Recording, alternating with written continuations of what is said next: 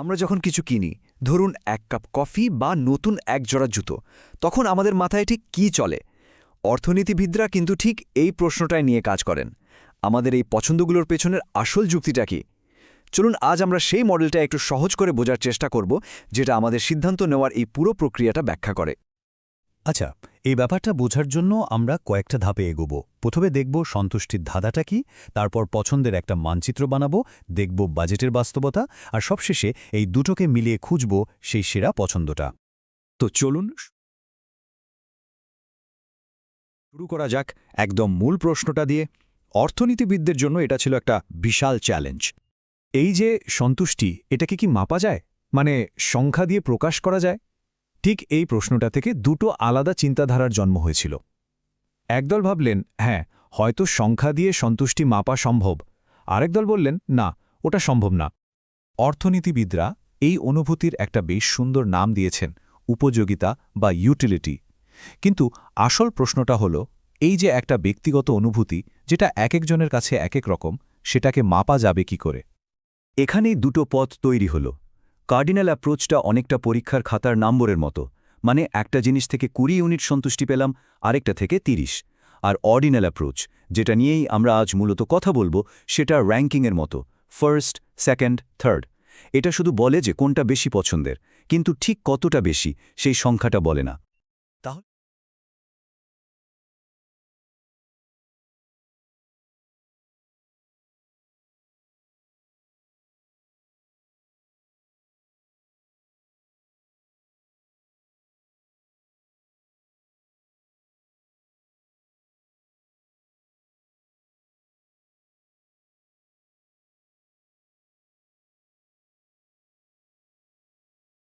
চলুন এই অর্ডিনাল অ্যাপ্রোচের সবথেকে জরুরি যে টুলটা, সেটার সাথে পরিচিত হওয়া যাক।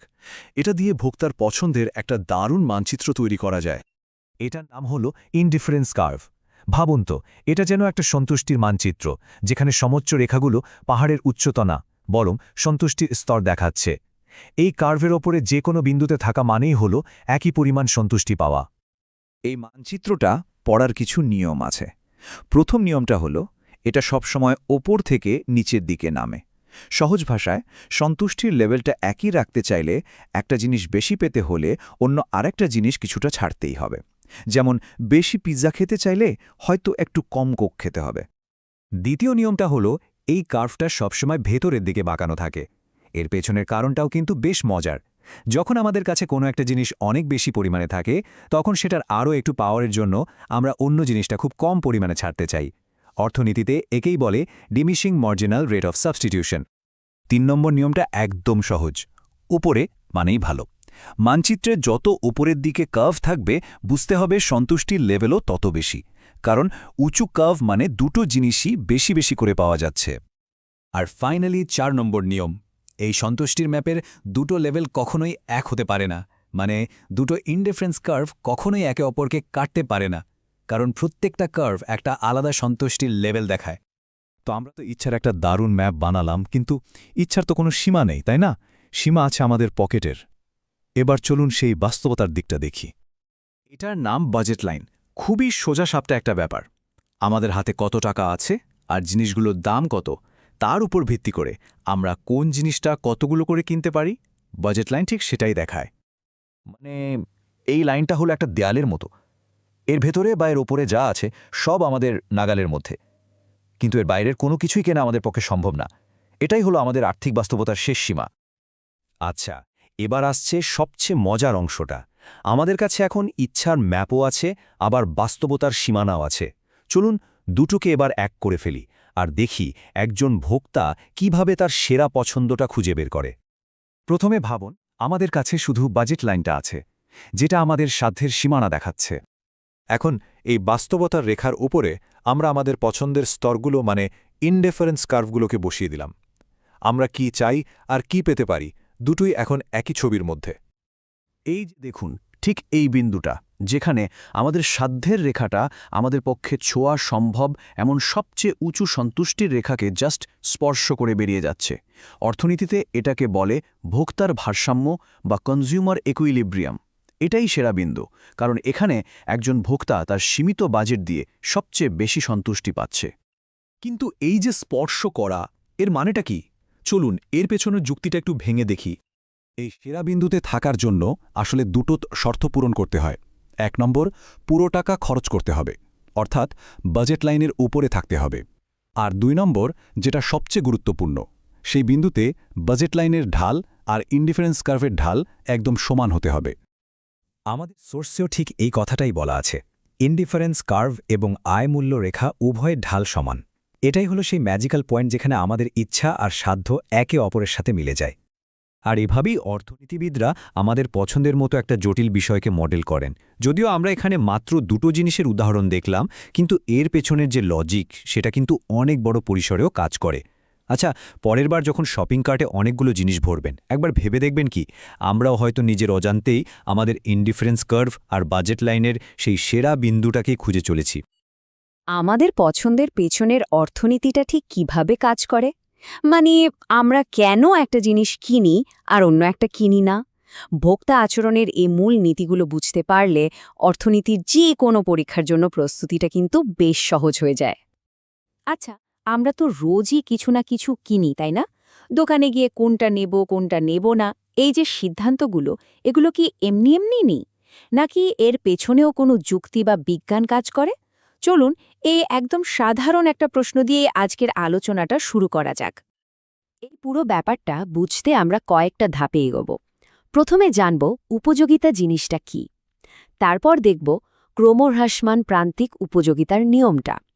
এরপরে আমরা দেখব ভোক্তার পছন্দকে কিভাবে একটা ম্যাপের মতো করে সাজানো যায়, ভারসাম্যের বিন্দু কোনটা, আর সবশেষে এই সব ব্যক্তিগত পছন্দ মিলেমিশে কিভাবে বাজারের চাহিদা তৈরি করে।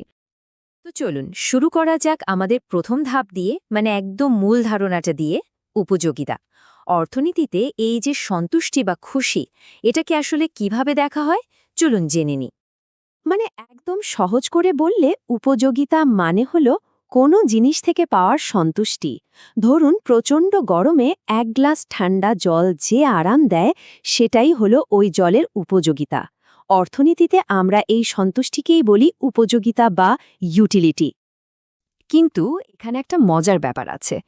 এই উপযোগিতা কিন্তু সবার জন্য সমান নয়। এটা ভীষণই ব্যক্তিগত একটা ব্যাপার। যেমন আইসক্রিম খেয়ে আমি যে আনন্দ পাই, আরেকজন হয়তো ততটা পায় না। এমনকি একই মানুষের কাছেও কিন্তু এর উপযোগিতা সময় আর পরিস্থিতি অনুযায়ী বদলে যায়। আচ্ছা, এই যে সন্তুষ্টি, এটাকে মাপা যায় কিভাবে? অর্থনীতিবিদরা মূলত দুটো পথের কথা বলেন। একটা হলো পরিমাণবাচক বা কার্ডিনাল, যেখানে আমরা ধরে নিই যে সন্তুষ্টিকে সংখ্যা দিয়ে মাপা যায়, যেমন 10 ইউটেলস। আর অন্যটা হলো পর্যায়বাচক বা অর্ডিনাল, যেখানে আমরা সংখ্যা দিয়ে মাপি না, শুধু পছন্দ অনুযায়ী র্যাঙ্ক করি। এটা প্রথম পছন্দ, ওটা দ্বিতীয়, ইত্যাদি। উপযোগিতার এই ধারণাটাই কিন্তু আমাদের মাইক্রো ইকোনমিক্সের একটা খুব গুরুত্বপূর্ণ নিয়মের দিকে নিয়ে যায়, আর সেটা হলো ক্রমহ্রাসমান প্রান্তিক উপযোগিতার নিয়ম। চলুন দেখি এর মানেটা কি। আর এটা তো আমাদের সবারই জানা একটা অভিজ্ঞতা, তাই না? যে কোনো কিছুর প্রথম কামড় বা প্রথম চুমুকটাই কিন্তু সেরা লাগে। ঠিক তাই। চলুন এই টেবিলটা দিয়ে ব্যাপারটা বুঝি। এখানে প্রান্তিক উপযোগিতা বা মার্জিনাল ইউটিলিটি মানে হল প্রত্যেকটা নতুন বা অতিরিক্ত স্কুপ থেকে কতটা সন্তুষ্টি পাওয়া যাচ্ছে, আর মোট উপযোগিতা বা টোটাল ইউটিলিটি হল সব মিলিয়ে মোট কতটা সন্তুষ্টি হল। এবার দেখুন, দ্বিতীয় স্কুপ থেকে সন্তুষ্টি কিন্তু প্রথমটার চেয়ে কম, তৃতীয়টা থেকে আরও কম। প্রান্তিক উপযোগিতা কমছে, যদিও মোট উপযোগিতা পঞ্চম স্কুপ পর্যন্ত বেড়েই চলেছে। এই যে ব্যাপারটা আমরা টেবিলে দেখলাম, সেটাই দেখুন এই গ্রাফে আরও পরিষ্কারভাবে বোঝা যাচ্ছে। প্রথম স্কুপ থেকে পাওয়া সন্তুষ্টি সবচেয়ে বেশি, দ্বিতীয়টা থেকে তার চেয়ে কম, তৃতীয়টা থেকে আরও কম। আমাদের রোজকার জীবনেও তো ঠিক এমনটাই হয়, তাই না? এই জায়গাটা পরীক্ষার জন্য খুব খুব জরুরি। মনে রাখতে হবে, যখন প্রান্তিক উপযোগিতা শূন্য হয়ে যায়, মানে যখন পরের জিনিসটা থেকে আর কোনো বাড়তি সন্তুষ্টি পাওয়া যায় না, ঠিক সেই মুহূর্তেই কিন্তু মোট উপযোগিতা তার সর্বোচ্চ পর্যায়ে পৌঁছায়। ওই যে টেবিলের ষষ্ঠ স্কুপ আইসক্রিমটা, ওটা খাওয়ার পর আসলে ভালো লাগার বদলে খারাপ লাগতে শুরু করে, মানে প্রান্তিক উপযোগিতা ঋণাত্মক হয়ে যায়, আর তখন মোট উপযোগিতাও কমতে শুরু করে। বেশ, উপযোগিতা তো বোঝা গেল। এখন প্রশ্ন হল, অর্থনীতিবিদরা একজন মানুষের পছন্দকে কিভাবে ছবিতে আঁকেন বা ম্যাপ করেন? এর জন্যই ব্যবহার করা হয় নিরপেক্ষ রেখা বা ইনডিফারেন্স কার্ভ। এই রেখাটা আসলে দুটো জিনিসের বিভিন্ন কম্বিনেশন দেখায়, যেগুলো থেকে একজন ভোক্তা একই পরিমাণ সন্তুষ্টি পায়। ধরুন পিৎজা আর সোডা। এই রেখার উপরের যে কোনো কম্বিনেশন, হোক সেটা দুটো পিৎজা আর একটা সোডা বা একটা পিৎজা আর তিনটে সোডা, ভোক্তার কাছে সমান পছন্দের, তাই এর নাম নিরপেক্ষ রেখা। এই রেখাগুলোর কিন্তু কয়েকটা নিয়ম আছে যেগুলো প্রায়ই পরীক্ষায় আসে। যেমন, এগুলো সবসময় ওপর থেকে নিচের দিকে নামে, আর যত ওপরের দিকে রেখা যাবে বুঝতে হবে সন্তুষ্টির পরিমাণও তত বেশি। আর হ্যাঁ, দুটো নিরপেক্ষ রেখা কিন্তু কখনো একে অপরকে ক্রস বা ছেদ করতে পারে না। বেশ, আমরা এখন পছন্দের ম্যাপ দেখলাম, নিয়মগুলোও জানলাম, কিন্তু আসল প্রশ্নটা হলো, একজন মানুষ তার সীমিত বাজেট বা আয় দিয়ে ঠিক কোন জিনিসটা কিনবে, মানে কিভাবে সে সেরা পছন্দটা করবে? এই সঠিক জায়গাটাকেই অর্থনীতিতে বলা হয় ভোক্তার ভারসাম্য বা কনজিউমার ইকুইলিব্রিয়াম। এটা এমন একটা অবস্থা যেখানে একজন ভোক্তা তার টাকা দিয়ে সবচেয়ে বেশি সন্তুষ্টি পাচ্ছে এবং তার খরচের ধরন বদলানোর আর কোনো ইচ্ছে বা কারণ নেই। ফর্মুলাটা দেখতে একটু কঠিন লাগলেও এর পেছনের যুক্তিটা কিন্তু খুব সোজা। এর মানে হল, ভারসাম্য তখনই আসবে যখন দুটো জিনিসের উপর খরচ করা প্রতিটা টাকা থেকে পাওয়া সন্তুষ্টি সমান হবে। যদি 1 টাকার কফি থেকে পাওয়া সন্তুষ্টি 1 টাকার চায়ের চেয়ে বেশি হয়, তাহলে একজন যুক্তিবাদী ভোক্তা আরও কফি কিনবে, যতক্ষণ না দুটো থেকেই সমান সন্তুষ্টি পাওয়া যায়। সবশেষে চলুন দেখি, এই যে ছোট ছোট ব্যক্তিগত সিদ্ধান্ত, এগুলো সব একসাথে মিলে কিভাবে বাজারের বিশাল চাহিদা তৈরি করে, যা আমরা অর্থনীতির বইয়ে প্রায়ই দেখি। চাহিদা বুঝতে গেলে দুটো জিনিস জানা খুব জরুরি: পরিবর্তক আর পরিপূরক পণ্য। পরিবর্তক পণ্য মানে হলো একটার বদলে আরেকটা ব্যবহার করা যায়, যেমন চা আর কফি। আর পরিপূরক পণ্য মানে হলো যেগুলো একসাথে ব্যবহার করতে হয়, যেমন গাড়ি আর পেট্রোল। এই টেবিলটা দেখলেই সম্পর্কটা পরিষ্কার হয়ে যাবে। ধরুন কফির দাম বেড়ে গেল, তখন কি হবে? মানুষ চায়ের দিকে ঝুঁকবে, মানে চায়ের চাহিদা বাড়বে। আবার ধরুন পেট্রোলের দাম খুব বেড়ে গেল, তখন স্বাভাবিকভাবেই গাড়ির চাহিদাও কমে যাবে। এটাই হলো সম্পর্ক। তাহলে মূল কথাটা কি দাঁড়ালো? ওই যে আমরা অর্থনীতির বইয়ে দেখি যে দাম বাড়লে চাহিদা কমে, সেই চাহিদা রেখাটা কিন্তু এমনি এমনি তৈরি হয়নি। এর পেছনে রয়েছে লক্ষ লক্ষ ভোক্তার উপযোগিতা সর্বোচ্চ করার চেষ্টা। এটাই হলো এর যৌক্তিক ভিত্তি। আমাদের আজকের আলোচনা এখানেই শেষ, কিন্তু একটা প্রশ্ন থেকে যায়। যেহেতু আমরা দেখলাম যে উপযোগিতা বা সন্তুষ্টি এতটাই ব্যক্তিগত আর মাপাটাও এত কঠিন, তাহলে এই অর্থনৈতিক মডেলগুলো আসলে বাস্তব জীবনে মানুষের আচরণকে কতটা নির্ভুলভাবে ব্যাখ্যা করতে বা ভবিষ্যৎবাণী করতে পারে, এটা নিয়ে ভাবা যেতে পারে। ধন্যবাদ। আচ্ছা, ইকোনমিক্সের কিছু বেসিক কনসেপ্ট নিয়ে কি মাঝে মাঝে একটু কনফিউশন হয়? কোনো চিন্তা নেই, চলেন আজকের এই কুইজের মাধ্যমে সবকিছু একেবারে ঝটপট রিভিশন দিয়ে ফেলি। রেডি তো সবাই? তাহলে শুরু করা যাক। তো আজকে আমাদের এই ওয়ার্কআউটের রোডম্যাপটা কি? আমরা শুরু করছি একদম গোড়ার ধারণা, মানে ইউটিলিটি দিয়ে। এরপর আমরা দেখব টোটাল আর মার্জিনাল ইউটিলিটির মধ্যেকার যে জরুরি কানেকশনটা সেটা। আর হ্যাঁ, একদম শেষে কিন্তু একটা দারুণ চ্যালেঞ্জ অপেক্ষা করছে। তো চলেন এক এক করে এগোনো যাক। আচ্ছা, অর্থনীতির সব আলোচনার মূলেই কিন্তু একটাই প্রশ্ন, বলুন তো কি? প্রশ্নটা হলো, আমরা মানে মানুষ কেন কোনো জিনিস কিনি? এই বিশাল প্রশ্নের উত্তরটা কিন্তু লুকিয়ে আছে খুব সহজ একটা শব্দের মধ্যে: ইউটিলিটি, বা বাংলায় যাকে আমরা বলি উপযোগ। খুব সহজ করে বললে, ইউটিলিটি আর কিছুই না, কোনো জিনিস থেকে আমরা যে স্যাটিসফ্যাকশনটা পাই সেটাই। ধরেন, প্রচণ্ড গরমে বাইরে থেকে এসে এক গ্লাস ঠান্ডা পানি খেলেন, আহ, যে আরামটা পাওয়া গেল, অর্থনীতির ভাষায় ওটাই হলো ওই পানির ইউটিলিটি, মানে কোনো কিছুর অভাব পূরণ করার যে ক্ষমতা সেটাই। ওকে, তাহলে আমাদের প্রথম প্রশ্ন চলে এসেছে। ধরুন বলা হলো যে 1 কাপ চা থেকে একজন ভোক্তা ঠিক 10 ইউনিট সন্তুষ্টি পেয়েছেন। এই যে সন্তুষ্টিকে আমরা একটা সংখ্যা দিয়ে মাপছি, এটাকে কোন ধরনের ইউটিলিটি বলে? অর্ডিনাল, কার্ডিনাল নাকি মার্জিনাল? একটু ভাবুন তো। একদম ঠিক। উত্তরটা হলো কার্ডিনাল ইউটিলিটি। নামটা মনে রাখার সহজ উপায় হলো কার্ডিনাল নাম্বার মানেই তো সংখ্যা, তাই না? যখনই আমরা স্যাটিসফ্যাকশনকে সংখ্যা দিয়ে মাপতে পারবো, যেমন 10 ইউটিলস, 20 ইউটিলস, সেটাই কার্ডিনাল। আর অর্ডিনাল কি? অর্ডিনাল মানে হলো অর্ডার বা ক্রম। মানে এখানে কোনো সংখ্যা নেই, শুধু র্যাঙ্কিং আছে। যেমন আমার কমলার চেয়ে অ্যাপেল বেশি ভালো লাগে। কোনটা কত বেশি ভালো লাগে তা কিন্তু বলছি না, শুধু পছন্দটা জানাচ্ছি। আচ্ছা, কার্ডিনাল ইউটিলিটির আইডিয়াটা তো এখন পরিষ্কার। এবার চলেন এর দুটো খুব জরুরি ভাগ দেখে নেই। একটা হলো টোটাল ইউটিলিটি বা টিইউ, মানে মোট উপযোগ, আর অন্যটা হলো মার্জিনাল ইউটিলিটি বা এমইউ, মানে প্রান্তিক উপযোগ। আর এদের দুজনের মধ্যে যে সম্পর্কটা, সেটা কিন্তু দারুণ ইন্টারেস্টিং। ওকে, নেক্সট প্রশ্ন। আর এটা কিন্তু বলা যায় ইকোনমিক্সের স্টুডেন্টদের জন্য একটা $1,000,000 কোয়েশ্চেন। প্রশ্নটা হলো, একজন ভোক্তার টোটাল ইউটিলিটি মানে মোট সন্তুষ্টি ঠিক কোন পয়েন্টে গিয়ে ম্যাক্সিমাম বা সর্বোচ্চ হয়? এটা কিন্তু কনজিউমার থিওরির একেবারে কোর একটা কনসেপ্ট। আর উত্তরটা হলো যখন মার্জিনাল ইউটিলিটি বা এমইউ শূন্য হয়ে যায়। মানেটা কি? মানে হলো যখন আপনি কোনো জিনিসের আরেকটা ইউনিট ব্যবহার করছেন কিন্তু তা থেকে আর বিন্দুমাত্র বাড়তি সন্তুষ্টি পাচ্ছেন না। এই যে পয়েন্টটা, অর্থনীতিতে একে একটা বিশেষ নামে ডাকা হয় পয়েন্ট অফ স্যাটাইটি, মানে পূর্ণ তৃপ্তির বিন্দু। ব্যাপারটা একটা সহজ উদাহরণ দিয়ে ভাবা যাক। ধরেন আইসক্রিম। প্রথম স্কুপটা যখন খান, কি দারুণ লাগে, তাই না? এমইউ অনেক হাই। দ্বিতীয়টাও বেশ ভালো লাগে, মানে এমইউ তখনও পজিটিভ, আর আপনার টোটাল ইউটিলিটি বা মোট সন্তুষ্টি বাড়ছে। কিন্তু 3, 4, 5 নম্বর স্কুপের পর কি হয়? একসময় এমন একটা পয়েন্ট আসে যখন আরেকটা স্কুপ খেলে আপনার আর কোনো বাড়তি ভালো লাগা কাজ করে না। ওই পয়েন্টেই আপনার এমইউ শূন্য আর টিইউ ম্যাক্সিমাম। এর পরেও যদি জোর করে আরেক স্কুপ খান, তখন হয়তো খারাপ লাগা শুরু হবে, মানে এমইউ নেগেটিভ হয়ে যাবে আর আপনার মোট সন্তুষ্টিও কমতে শুরু করবে। তো আমরা তো দেখলাম একটা জিনিস থেকে কিভাবে সন্তুষ্টি পাওয়া যায়, কিন্তু বাস্তব জীবনে কি আমরা শুধু একটা জিনিস কিনি? না তো, আমাদের বাজেট অনুযায়ী অনেকগুলো জিনিসের মধ্যে থেকে বেছে নিতে হয়।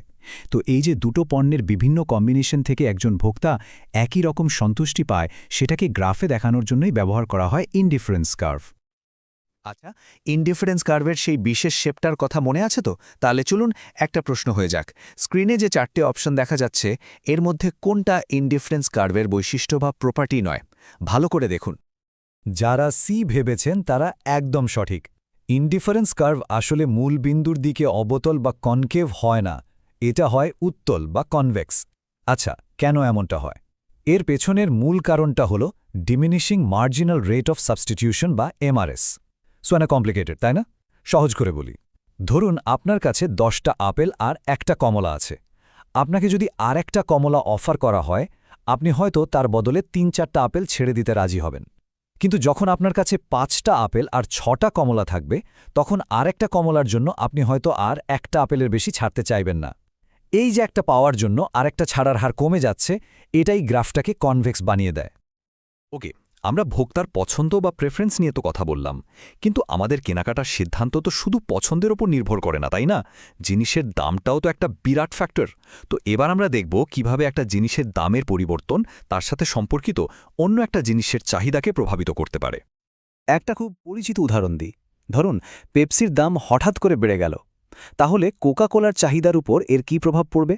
চাহিদা বাড়বে, কমবে, নাকি একই থাকবে? এটা কিন্তু একদম কমন সেন্সের ব্যাপার। একদম। পেপসির দাম বাড়লে স্বাভাবিকভাবেই কোকা কোলার চাহিদা বাড়বে। এই ধরনের পণ্য, মানে যেগুলো একটার বদলে আরেকটা ব্যবহার করা যায়, তাদেরকেই বলে সাবস্টিটিউট গুডস বা পরিবর্তক পণ্য। আর এদের মধ্যে সম্পর্কটা সবসময় মনে রাখতে হবে, এটা একটা ডিরেক্ট বা সরাসরি সম্পর্ক। একটার দাম বাড়লে অন্যটার চাহিদা বাড়ে। আচ্ছা, সাবস্টিটিউট তো বোঝা গেল। এবার ঠিক তার উল্টো একটা সিচুয়েশন ভাবি।